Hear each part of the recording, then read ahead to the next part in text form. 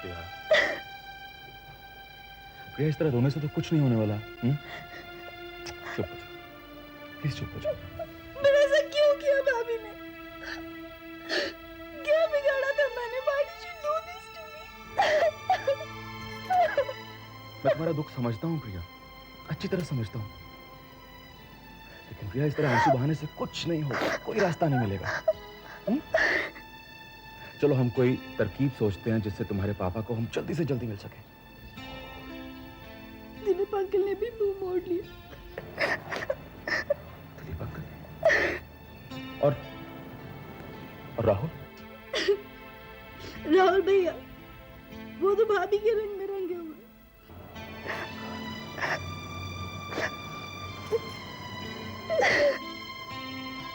Don't cry, प्रिया, कोई ना कोई रास्ता जरूर निकलेगा। किश ताईमा? हाँ। प्रिया?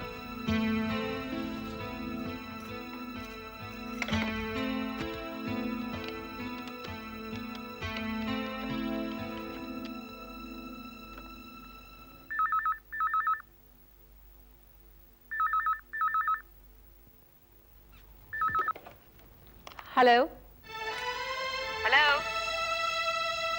हेलो।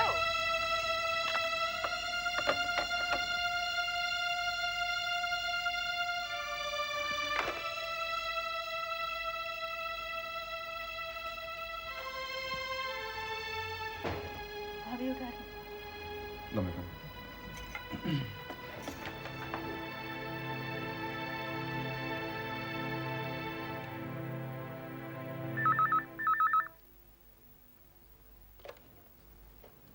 हेलो दाइमा। दाइमा, दाइमा प्लीज फोन मत रखना, प्लीज दाइमा। मैं गुड्डी दाइमा, आपकी बेटी गुड्डी। तेरी हरकत ने दिल में ऐसी दरार डाल दी कि न तुझे देखने को मन करता है और न तेरी आवाज सुनने को। ये तूने क्या कर डाला बेटी? नहीं दाइमा, दाइमा मैं वो आपको बाद में बता दूंगी। दाइमा पापा कैसे हैं? बस जिंदा है, इलाज बराबर चल रहा है, मगर ठीक होने में काफी वक्त लगेगा।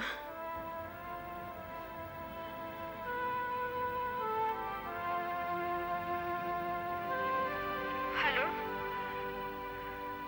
हेलो हेलो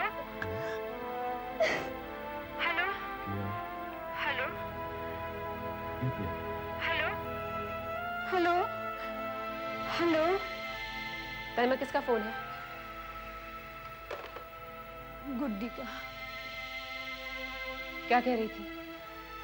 अपने पापा की खैरियत पूछ रही थी।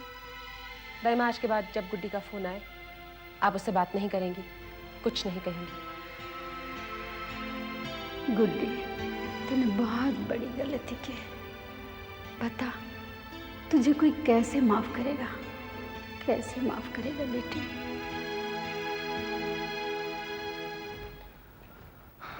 हाय लोला, क्या बात है, अभी तक सोई नहीं? नींद नहीं आ रही।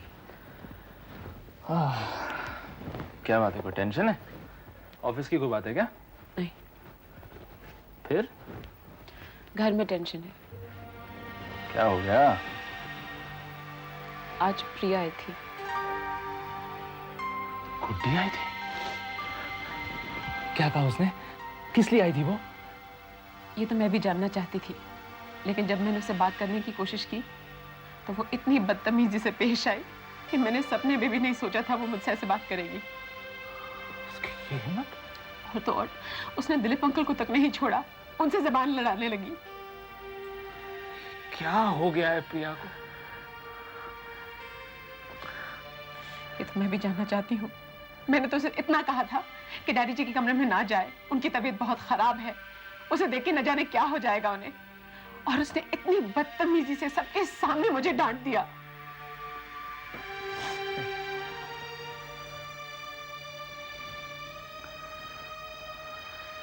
क्या हो गया हमारे हंसते खेलते घर को? किसकी नजर लग गई है?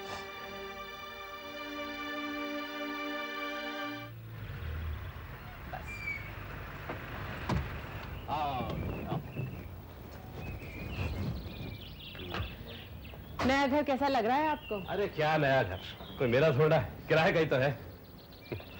आओ। कैसे हो माँ? कैसी है बेटी? माँ मैं खाना खा के जाऊंगी। जरूर। मेरे लिए खट्टी दाल बना दीजिएगा। अभी बनाती हूँ। बढ़िया बढ़िया बनाना, हाँ? बिटिया की फरमाइश है। और सुना बेटी, क्या हाल है? आज तो बहुत दिनों बाद आई है, और तू ऐसे ही नहीं आती है, जरूर अपने दिल की भड़ास निकाल ले आई है। बोल क्या बात? वो दाई माँ।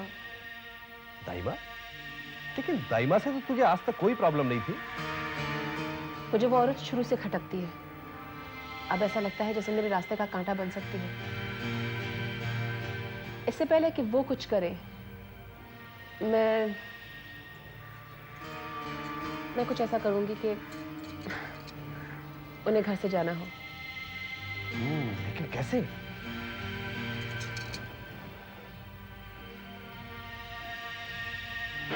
इसकी चिंता आप मत कीजिए। आपको जो काम मैं सौंपती हूँ उसे बस वक्त पे कीजिएगा। बिल्कुल फिक्र मत कर बेटी, मैं कर दूंगा।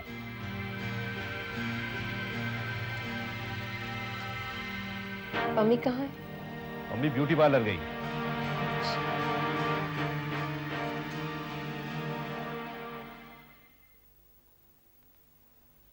काका, आपने मेरे सोने के कंगन देखे हैं कहीं? नहीं बेटी, मैंने तो नहीं देखे। गुम गए क्या? पता नहीं कहाँ गए, मैं तो ऊपर ही रखती हूँ, कहीं नहीं मिल रही। कैसे हो सकता है ये?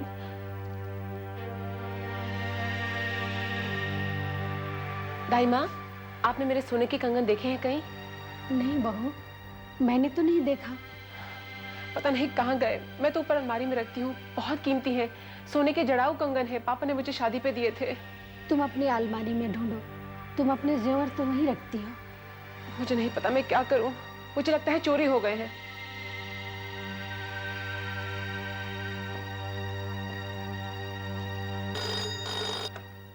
Hello, Chanakyapuri police station. मैं इंस्पेक्टर शर्मा बोल रहा हूँ। मैं मिसेस राहुल खन्ना बोल रही हूँ, खन्ना हाउस से। नमस्ते। खन्ना साहब कैसे हैं? जी उनकी तबीयत तो ठीक नहीं है, और हमारे घर में एक और प्रॉब्लम आ गई है। कहिए, मैं क्या मदद कर सकता हूँ आपकी? मेरे बहुत कीमती सोने के कंगन खो गए हैं। आप प्लीज यहाँ आ जाइए। मैं फौरन आता हूँ। Thank you. बहू, बहू, घर में पुलिस बुला के तुमने अच्छा नहीं किया। मैं मजबूर हूँ दाई माँ, मेरे कंगन कहीं नहीं मिल रहे।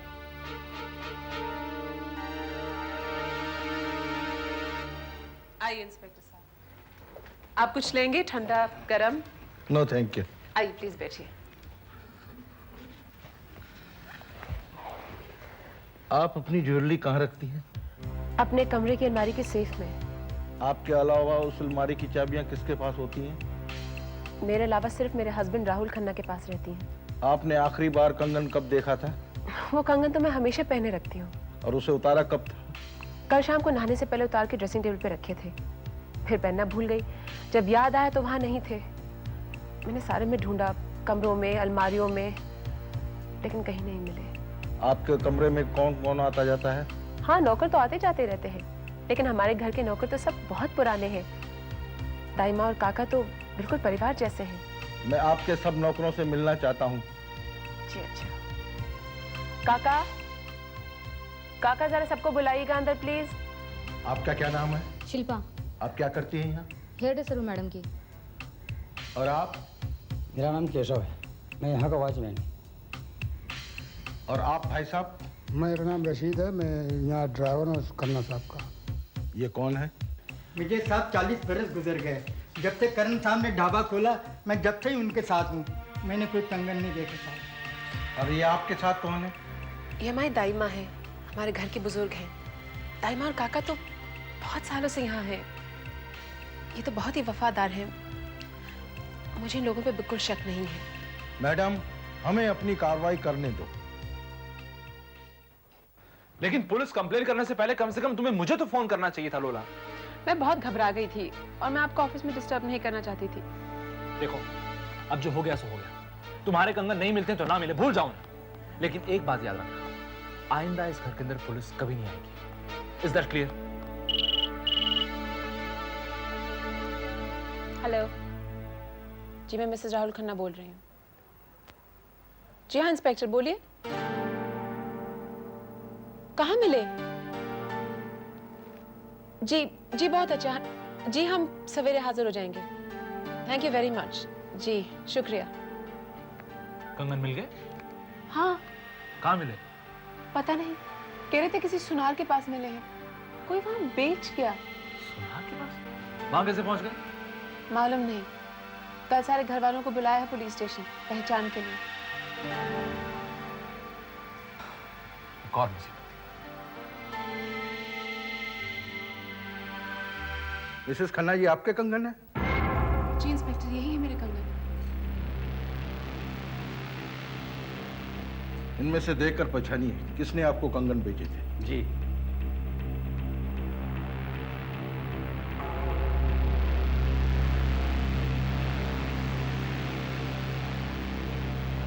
हाँ, ये वही औरत है इंस्पेक्टर साहब जिसने मेरे हाथ कंगन बेचे थे। नहीं, झूठ बोल रहा है। ये सरासर झूठ बोल रहा है। नहीं, नहीं।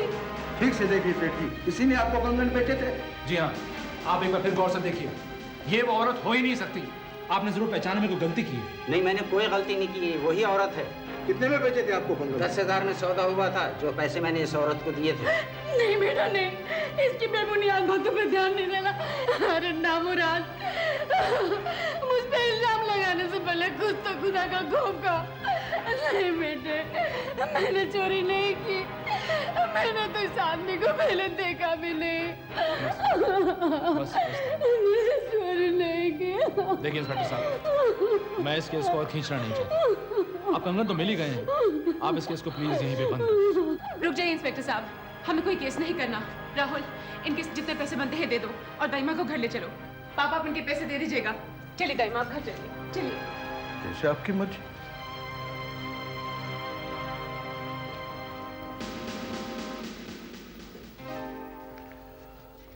लीजिए सोनी साहब, आपका तो काम हो गया।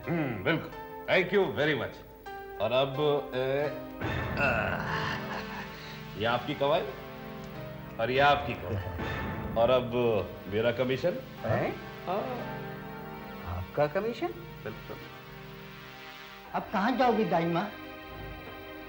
खुदा की बनाई इतनी बड़ी दुनिया में कहीं न कहीं सर छुपाने की जगह तो मिल ही जाएगी काका। सारी जिंदगी तो इस घर की सेवा में गुजार दी, इस उम्र में इस घर को मत छोड़ो।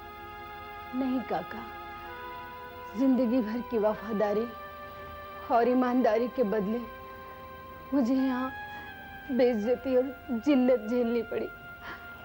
अब तो मुझे यहाँ का पानी भी हराम है। करण साहब को ठीक हो जाने दो, जब चली जाना। भगवान इस घर पे दया करे। मरने से पहले तो मैं साहब से मिलने जरूर आऊंगी, लेकिन काश अगर साहब जी ठीक होते तो मैं उन्हें बता के जाती कि बहू की शक्ल में वो नागिन पाल रहे हैं जो पता नहीं किस किस को डसेगी। भगवान इस घर पे दया करे। इस घर के अच्छे दिन गुजर गए काका। अगर आपको यहाँ रहना है तो मुंह और आंख पर पट्टी बांध के रहो। यही करूंगा। पापा को नहीं तो दादाजी को दे दे। नींद आ रही है? क्या हुआ? नींद आ रही है? हाँ। देखो।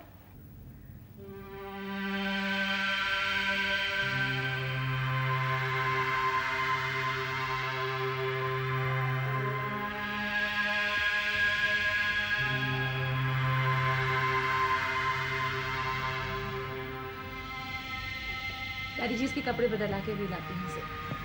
आजा, आजा।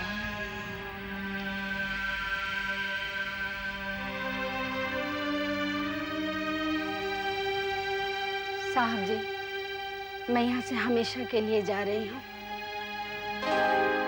क्यों जा रही हैं आप? सोचती हूँ हज के लिए चली जाऊँ। मेरे कुछ रिश्तेदार जा रहे हैं, मैं उन लोग के साथ चली जाऊंगी। पता नहीं बाद में फिर मौका मिले या नहीं।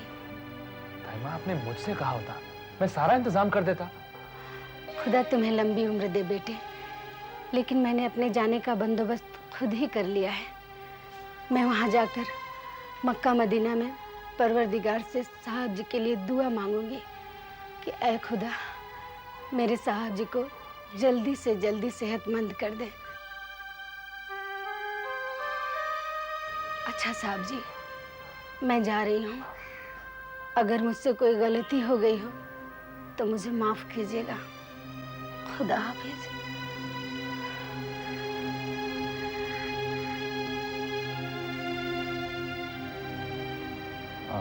पापा, मैं 1 मिनट में आता हूँ।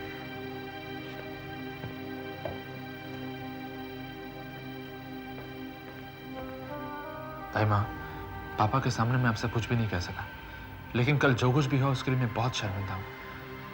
हमें माफ कर दीजिए प्लीज। नहीं बेटे, ऐसा नहीं कहते। भला इसमें तुम्हारा क्या कसूर है? दाइमा, देखिए, अगर आप कल की बात से नाराज होकर जा रही हैं तो प्लीज मत जाइए। मैं आपसे वादा करता हूँ कि हकीकत का पता लगा कर ही रहूंगा, और जिस किसी ने यहाँ पर कीचड़ उछालने की जरूरत की है उससे मैं सजा दिला कर ही रहूंगा। ये मेरा आपसे वादा है। लेकिन आप मत जाइए प्लीज।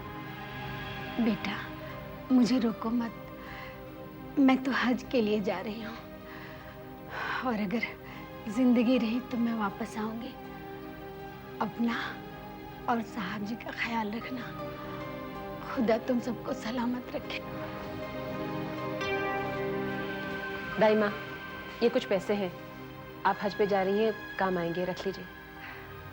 नहीं बहू, मैं ये पैसे नहीं ले सकती। मैं हज के लिए जा रही हूँ, और हज के लिए अपनी कमाई के पैसे से जाया जाता है जो मेरे पास है। अच्छा बेटे, अब मैं चलती हूँ।